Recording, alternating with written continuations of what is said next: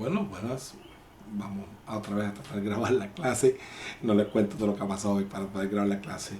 Les pido excusas porque no tenemos hoy el PowerPoint, pero vamos a la clase número 1, que es la clase que corresponde con el título La fe que transforma la conducta y los pensamientos del creyente.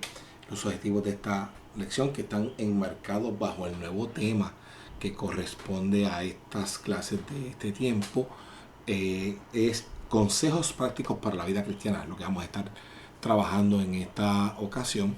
Y entonces el objetivo es que se reconocerán que las obras del cristiano reflejan su calidad de fe en Dios. Es importante, vamos a analizar eso de las obras y la fe. Segundo, que vivirá una vida que agrade a Dios, ejecutando actividades que demuestren su fe en Dios. Fíjense que lo importante de esto. Y el tercer objetivo de esta clase es comprender que las obras por sí solas no salvan. Y la fe en Dios se plasma en las buenas obras. Perdonen que tengo la garganta un poco mala, pero esperamos que eso no impida para poder yo compartir con ustedes la clase del día de hoy. La afirmación, lo que vamos a usar como afirmación fundamental, no es otra cosa que esa palabra que dice: la fe en Dios se refleja en la obediencia a Dios y en la buena conducta del creyente. Eso es un gran pensamiento y se acompaña con el versículo para meditar. Perdonen mi garganta. No ves que la fe actuó juntamente con sus obras y que la fe se perfecciona por las obras. Vamos a aprender mucho de ese versículo que está en Santiago 2:22, que por cierto es el contexto donde vamos a dar nuestra clase, en la epístola de Santiago capítulo 2, versículos del 14 al 26, lo cual voy a proceder a leer rapidito para que usted tenga una idea. Recuerden que el tema de hoy es cómo nuestras obras demuestran nuestra fe. Cómo nuestras obras demuestran nuestra fe, y lo contrario, una fe sin obra es una fe muerta. También vamos a versar un poco sobre cómo alcanzamos la salvación, porque aún cuando hablamos de obras y fe hay gente que confunde el concepto de la salvación y creen que las obras te salvan, y nosotros somos justificados por medio de Jesucristo y no por medio de ninguna otra forma. Así que eso también lo vamos a versar en la clase. Pero veamos la lectura en clase que está en Santiago capítulo 2, del versículo 2 del 14 al 24. Dice: hermanos míos, ¿de qué aprovecha si alguno tiene fe y no tiene obras? ¿Podrá la fe salvarle? Y si un hermano o una hermana están desnudos y tienen necesidad de mantenimiento de cada día, y alguno de ustedes le dice: id en paz calentados y saciados, pero no les da las cosas que necesitan para el cuerpo, ¿de qué aprovecha? Así también la fe, si no tiene obras, es muerta en sí misma. Pero alguno dirá: tú tienes fe y yo tengo obras. Muéstrame tu fe sin obras y yo te mostraré mi fe por mis obras. ¿Tú crees en Dios? Es uno. ¿Tú crees que Dios es uno? Bien haces. Pero ¿sabes qué? También los demonios creen y tiemblan. Dice el versículo 20 más: ¿quieres saber, hombre vano, que la fe sin obra es muerta? El 21 dice: ¿no fue justificado por la fe Abraham, nuestro padre, cuando ofreció a Isaac sobre el altar? ¿No ves que la fe actuó juntamente con sus obras y que la fe se perfeccionó por las obras? Y se cumplió la escritura que dice: Abraham creyó a Dios y le fue contado por justicia y fue llamado amigo de Dios. Vosotros veis pues que el hombre es justificado por las obras y no solamente por la fe. Así que ven en esta palabra una gran enseñanza, y vamos a versar sobre estos versículos, enfatizando en la importancia de cómo el hombre es transformado cuando Dios está en él, y esa transformación que entra de Dios cuando el hombre lo acepta. Digo hombre, incluye hombre y mujer. hace que tenga una forma de ser diferente, y esas son esas obras de las que hablamos. Y vamos a ver que siempre Dios tuvo una intención de que el hombre no estuviera en pecado. Y aquí voy de inmediato a la primera parte de la clase, justificados por la fe en Jesucristo. Queremos clarificar cómo es que somos justificados, porque no hay obras, no somos justificados por obras, somos justificados por la fe en Jesucristo. Si usted va a Romanos 3:28, va a notar que allí se dice que nosotros somos salvos por la gracia de Jesucristo.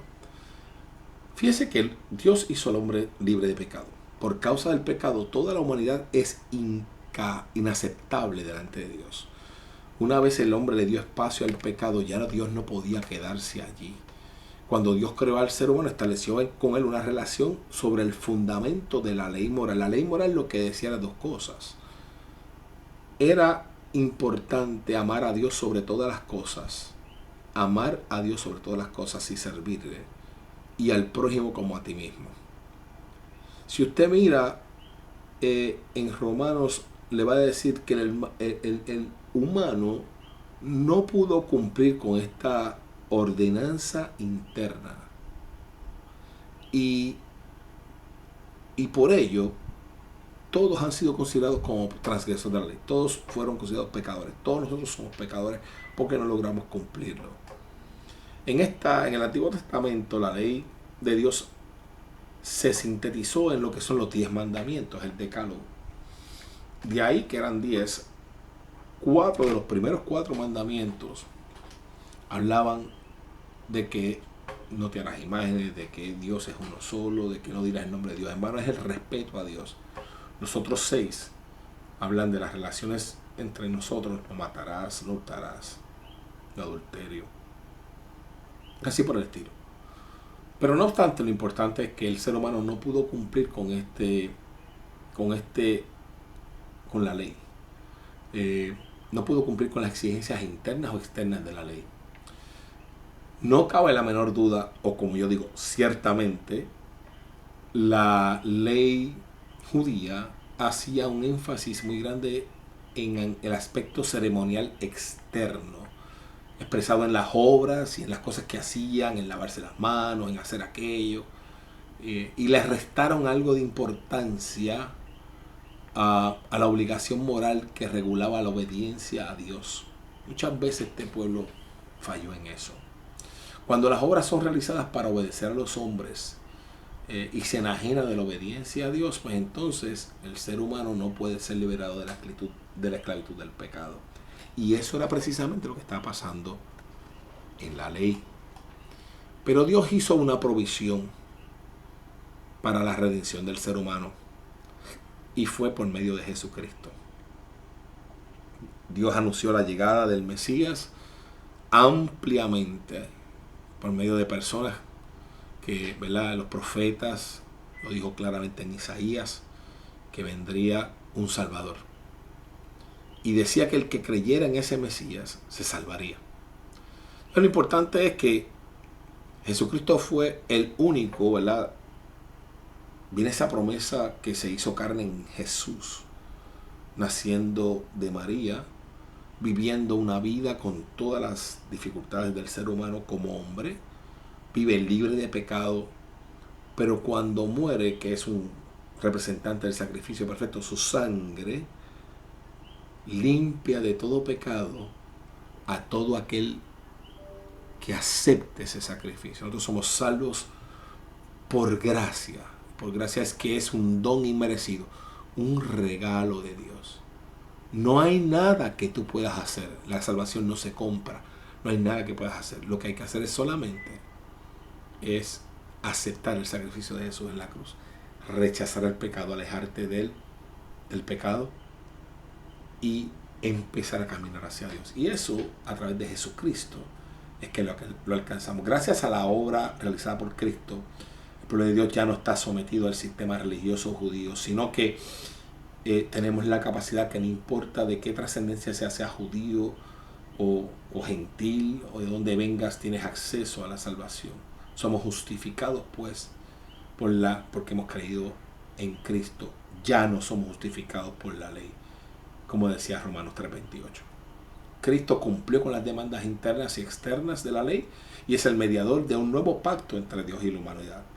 Por tanto, la justificación ante Dios no se logra con el mérito humano ni por las obras de la ley. Se obra por medio de la fe en Jesucristo. Yo creo que entiendas bien eso, la primera parte. Lo importante es que tengas fe en Jesucristo, creas en lo que Él hizo por ti y seas salvo. De otra manera, nosotros estamos completos en Cristo. El segundo tópico te lo quiero traer. Romanos 5, del 1 al 5. Juan el Bautista anunció que Jesucristo vendría y declaró que delante de Dios toda la humanidad debía de arrepentirse de sus pecados y creer en la salvación provista por Dios. Y la salvación vino a través de Jesucristo. Jesús entregó su vida en rescate por muchos. Él era ungido de Dios. Y fue la esperanza que brotó de esta tierra árida que era la humanidad. Salió Jesucristo para salvación nuestra. Jesucristo es la fuente histórica de esperanza, salvación de carácter inclusivo para todos, abarcando tanto a los judíos como a los gentiles, a todo tipo de personas. Y si crees este nuevo paradigma de que si crees en el Señor Jesucristo serás salvo. En Cristo somos aceptados delante de Dios. No nos quede ninguna duda, somos salvos por medio de Jesucristo. Así que entonces vemos esto que dice que gracias al sacrificio de Cristo Dios nos declara sin culpa y tenemos acceso a la presencia de Dios como hijos amados. Usted sabe lo que es eso, que usted tenga ese privilegio de tener acceso a la presencia de Dios, algo que estaba inalcanzable a la gente, a los reyes, los profetas del Viejo Testamento. No tenían esa relación tan directa como la tenemos nosotros a través del Espíritu Santo. Dios ha derramado en nuestros corazones y el Espíritu Santo que habita en nuestro corazón, en nuestro ser interior, nos da el deseo de dar ese testimonio de que hemos sido adoptados como hijos e hijas de Dios. Por eso es que decimos, mire, alguien que acepta a Cristo como su Salvador comienza a tener una transformación. Y eso es lo que quiero transicionar ahora. Ya le has aceptado, eres justificado por Cristo. Y eso va a generar algo en ti. Y esto es lo que quiero hablar ahora. Esto es lo que dice Santiago 2. Aquí es que viene esa fe puesta en obra. La religión verdadera está fundamentada en la relación divina, que demanda una fe sincera que opera en obediencia a Dios. Cuando tú te aceptas, te entregas, le dices que no al pecado, ocurre una transformación total y radical en ti, en dos áreas de tu vida. La primera es en tu forma de pensar. En tu forma de actuar es la segunda. Tú cambias tu forma de pensar, tu forma de actuar, porque ahora tienes a Dios dentro de ti a través del Espíritu Santo. Sientes un deseo de que todo aquel que está alrededor tuyo reciba esa bendición. Empiezas a dar fruto. Cuando no hay fruto en el creyente, cuando tú no ves a alguien que dice, decir que es creyente, decir que tiene fe, pero no ves fruto en él, ciertamente esa persona no está realmente convertida. La fe sirve y se nota, porque la fe sin obra es muerta. Cuando el creyente solo practica una religiosidad formalista y ritualista, o sea, hace obras pero no tiene fe genuina, su declaración de fe carece de sentido, ya que no expresa una relación de intimidad con Dios. Esto es muy importante. Así que Dios demanda que el pueblo de Dios viva en armonía con Él, dándose apoyo mutuo los unos a los otros, haciendo provisión para atender las necesidades de los unos a los otros. Por eso, esas obras que generan de ese amor de Dios que tú tienes por Dios, genera una acción en ti. Y eso se convierte en obras que son de edificación para otras personas. Así que la fe que está acompañada de obras para otros es una fe que es fructífera, pero la que no tiene obras es una fe muerta. Santiago dice que cuando la fe no demuestra tener misericordia es una fe muerta. Las obras representan la evidencia externa de la transformación interna ocurrida en el creyente. cuando tú cambias y le das tu corazón al Señor, se te nota. Tus acciones cambian, tu forma de ser cambia. Porque un redimido por la sangre de Cristo empieza a hacer cosas como Cristo las haría. Así que las buenas obras son el fruto de la salvación, no la causa de la salvación. Nosotros no somos salvos por las obras, somos salvos por la justificación en Cristo Jesús. Entonces, quiero enfatizar un poco más en eso, de que las obras mismas por sí no te van a dar nada. La obra no te salva. En el Antiguo Testamento de Israel se enfatizaba en la obediencia a las leyes civiles, a la religiosidad, realizando obras externas por medio de salvación. Según el pacto de Dios, Israel debía cumplir con todas las leyes que regulaban su vida como nación. En las leyes se demandaban los israelitas sujeción a las estructuras cívicas, políticas, se regulaban las actividades religiosas y la conducta de los ciudadanos en todo. Se establecía todo por las leyes, pero eran interpretadas por personas tradicionales que le perdieron el sentido a la razón de ser de la ley. La ley de Dios trasciende las normas establecidas por los hombres y sus mandamientos. La ley de Dios trasciende porque cuando un cristiano se muestra indiferente ante los problemas de la comunidad o de la gente, no puede evidenciar que posee una fe cristiana. Santiago dice que alguien puede creer, pero si no tiene obra, pues no le sirve nada. Y usa de ejemplo al Satanás. Santiago dice en el versículo del capítulo 2 de Santiago, versículo 19, dice que los demonios creen, pero no tienen buenas obras. Así que creer solamente no te ayuda en nada. ¿De qué aprovecha decirle a una persona que está desnuda, que tiene frío, que tiene hambre, Cristo te ama, pero no haces nada por él? Así que no cabe la menor duda que tenemos que tener una conexión directa entre las acciones que hacemos y nuestra fe. Puede haber algún creyente que se jacte de poseer una sana doctrina, pero si su teología ortodoxa no lo mueve a practicar la misericordia, su fe carece de una convicción que pueda transformar y brindar consuelo. En medio de esa falta de amor hacia los que sufren, Dios no puede permanecer. Jesucristo en todo momento socorrió a las personas necesitadas, independientemente de dónde venían, de su etnia, de su trascendencia. Consistentemente fue muy fiel en hacer esto, endemoniados, todo. Él clamó al Padre hasta solicitando que se perdonaran a sus enemigos. Siempre tuvo empeño en demostrar el amor de Dios por todos. En ocasiones la persona puede ser un buen orador, escribir correctamente, enseñar la sana doctrina, pero si el amor solidario no lo acompaña a sus palabras, la fe sin obras muertas. Tenemos que tener esto en mente, tenemos que tener la conciencia de acompañar nuestra prédica con las acciones, de que las personas vean que los demás nos importan, y dar la mano, porque la fe sin obra es una fe muerta. Ahora bien, quiero pasar al tercer tópico de esta clase, donde dice que la fe, las obras y la justificación por la fe en Cristo, es importante tener esa obra. La justificación, es que el apóstol Pablo, cuando le escribe a Santiago, usa el ejemplo de Abraham, una figura ampliamente admirada en el Viejo Testamento. Usa Abraham, el patriarca Abraham. Si usted no sabía, Abraham es un patriarca originario de Ur de los Caldeos, donde básicamente recibió una revelación de Dios, pero nadie creía en un Dios monoteísta, todos eran politeístas. Los papás de Abraham eran politeístas, pero oyó la voz de Dios y le creyó. Abraham le creyó a Dios. Le creyó a Dios cuando le dijo que le iba a dar una gran simiente, una gran descendencia. Y cuando le dijo esto a Abraham